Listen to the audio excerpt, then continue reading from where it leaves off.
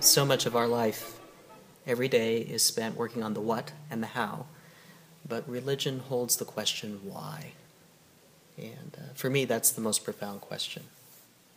I remember finding God, or where maybe you could say God found me, and that goes back to my childhood. My parents were playing a portion of Beethoven's Ninth Symphony, his last symphony.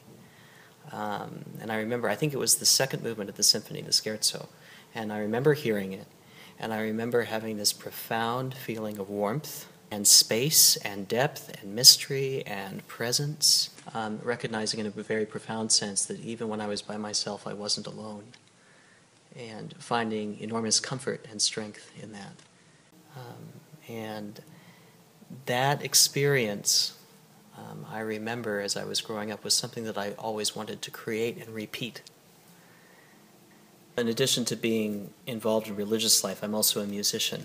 And it took me a long time to learn how the two really come together. Maybe the two are really manifestations of the same thing. They're ways that we encounter or uncover the holiness, the sacred, God at work in our midst. People who have thought about the mystery of God a lot talk about God always as the other.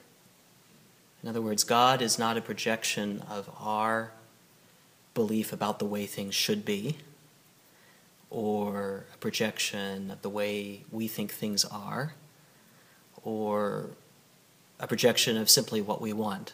We have an expression for that. We call that the Santa Claus God, right?